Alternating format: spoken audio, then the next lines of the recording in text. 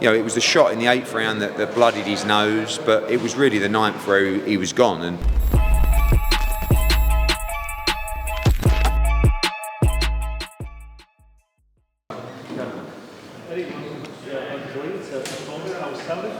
amazing. I mean, incredible fight, incredible week, incredible night.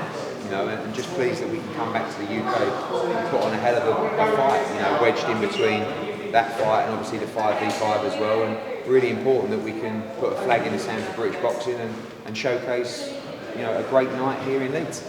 Coming into this 1-0 down against Frank Warren, you've got Trev Clark on the card against Chisora. How do you feel that's going to go? Are you going to go in that 1-0? Yeah, I mean, we're the favourites, but we were the favourites in the Cordina fight, and that didn't go our way. So it's a tough fight for Chev. I think he's the favourite in the fight. I expect him to win, but Oleksandr can fight. I know he got stopped by Jai Alpataya, but this is a British title fight, and it's going to be a fantastic fight.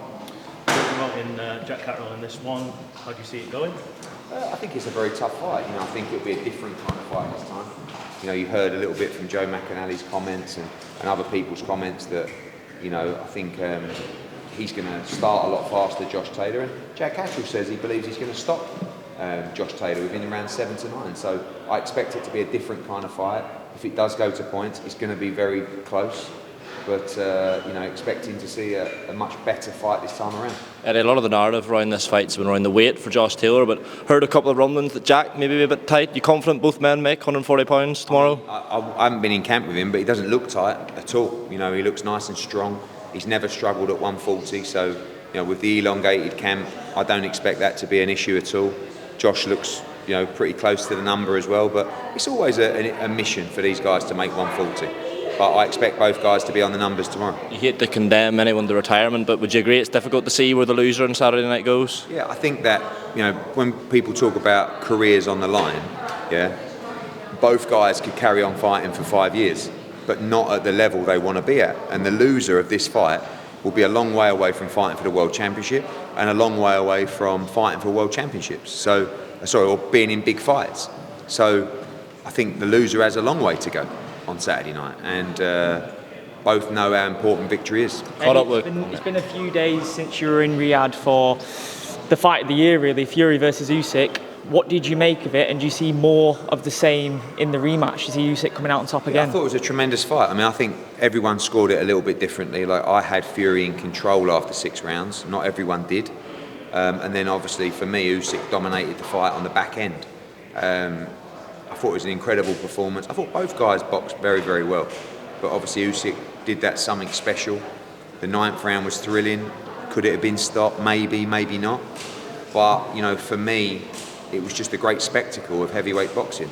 A great example of the elite level of the sport and how great the sport can be. And I think both guys deserve a lot of credit. I said yesterday, we're called them ha-ha merchants. Like, we sometimes enjoy seeing people get beat, where really we should be congratulating them and thanking them for putting up a great fight.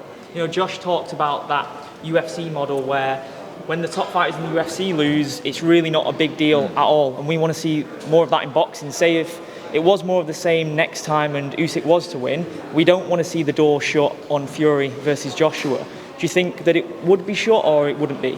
No, I think that fight will always be there, but it's just the size of the fight and how that might change. If that fight's for undisputed, if Fury is to beat Usyk in a rematch and then fight Joshua, it's a massive fight. If Fury was to lose to Usyk in a rematch and fight Joshua, it's still a huge fight, just not quite as big. But I think you're right. I don't think we should worry about losing, and that's the same with Josh and Jack. Just go in there, give the crowd a great fight, and then if you do lose, you can be guaranteed another opportunity. And look at Tyson Fury. His stock hasn't really dropped in that fight. If anything, it's gone up, and he got beat.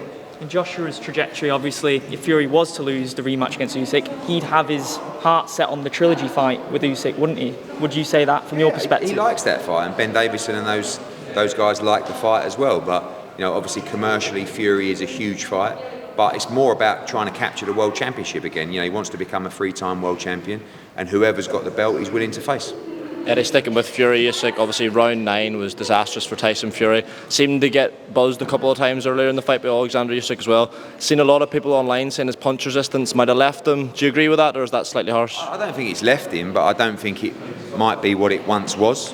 You know, I think that happens a lot when you've been in tough fights and you've been dropped and you get a little bit older as well. But, you know, they're heavyweights, you know. For me, you know, until that moment, you know, it was the shot in the 8th round that bloodied his nose, but it was really the 9th where he was gone. And, you know, Usyk is not a massive puncher. You know, he didn't really have AJ in big trouble. It's more of a tiredness in the 12th round from AJ, but, you know, he's not a massive puncher, but obviously hit him clean on the jaw. It's more how he tires you out, you know, so he was making Fury think the whole fight. He was wearing him out. And as you get tired, your punch resistance probably won't be the same. So, but yeah, I think there's definitely an argument that he may not have the punch resistance he once did. But, you know, these guys, big, strong guys and punch hard. Sticking with the potential AJ fight, is there a danger now? We have sort of missed the boat on that. It's difficult to see it big and as big as it could have been. No, I mean, if he wins the rematch, it's bigger than it's ever been. But, you know, if he was to lose again, certainly it wouldn't be of the same magnitude. Would a trilogy not be more likely if Fury was to win the rematch? Possibly. Who knows? Anything's possible. Maybe there isn't even a rematch. Eddie, just a quick one for myself. A fight of this magnitude, if there is a draw, where does that leave both fighters for you? We don't want to see a draw, so don't start that. But I think if the fight goes 12 rounds, then it's going to be close. You know, there's no doubt about that. But, you know, hopefully we get a clear winner on Saturday night, and one way or the other we can draw a line through it. Maybe there's a trilogy if it's an incredible fight, but let's see what happens Saturday. In regards to next week as well, Friday fight, obviously your captain Deontay Wilder, how's the relationship been with him leading up to the fight? Any WhatsApp messages, exchanges? No, not really. I mean, obviously we caught up at the press conference, and I'm looking forward to seeing him on Monday. He looks great in training camp, and I think if we can inject that belief into him, I think he's going to put a great performance. You know, he's our captain. We've got double points, so we need him to win that fight. If he can win it by knockout, I think we're pretty much guaranteed to win the whole thing by that point. So it's going to be a lot riding on that main fight. And could we potentially have a 5v5 in London? For sure, yeah, we're already talking about that. I mean, you know, last week we had Kakachi against Cordina. Obviously, tomorrow night we've got, Saturday night we've got Chev Clark. Also against Zorro. Then we've got the 5v5. We've just done a deal for Shabazz Massoud to fight Liam Davis as well. So yeah, these are all tremendous fights, and we're talking all the time. Just on Cody and Kakachi there, of course, shocker in a way. I thought maybe a little favourite. What's the thoughts on kind of going forward? And those Alpha Barrett Cody is kind of briefly mentioned. What is the plan? Yeah, look, you know, maybe his Alpha looks for a shot for Kakachi. Kakachi has a mandatory, which is our fighter Sugar Nunes, the Mexican who just beat Rakimov. Very, very good fighter. And you know, he did very well, Kakachi. I expected Joe to win the fight. I don't think he boxed fantastically well, but I think he needs to move to 135, and that'll definitely be next for Joe. Eddie, do you think that Zorro is a tougher fight for 7 o'clock than Isaac Chamberlain would have been? We'll know on Saturday night. I mean, I think that they're similar kind of levels. I haven't seen enough of Zorro. I know he's a talented fighter. Obviously, he got stopped by Jai Alcantara, which is not, you know, a disgrace by any means. But I expect a good fight. You know, this is a Lonsdale belt clash in a cruiserweight division, and two very good fighters. A quick word on Joe Joyce, Derek Chisora. A lot of people online sort of cringing at the thought of seeing Derek Chisora in the boxing ring again. Do you think that's fair? Well, what I'd say is I think certain fights you wouldn't want to see him in, but Joe Joyce is a fight that stylistically is not the end of the world for Derek Chisora. You know, he's a slow heavyweight. He can punch for sure, they all can, but he's not a sharp one-punch knockout specialist. So in that respect, I think it's a better fight for Derek than fighting a young, fresh guy who likes to move and, you know, is a huge one-punch knockout artist. So, you know, Derek's going to do what he's going to do, but I think style-wise, it's not the worst matchup that can be made for him. When's the last time you spoke to Ryan Garcia? How's things there? I saw him in Saudi, you know, it's just bizarre. You know, 1 minute he's saying he's going to punch me, and then next he's asking for selfies and saying let's squash the beef. Like, you know, I've told him I don't know how many times I've got to say I hope you're innocent, but you've still got to go through the process, and obviously we'll see what happens with a B sample coming up. Looking at the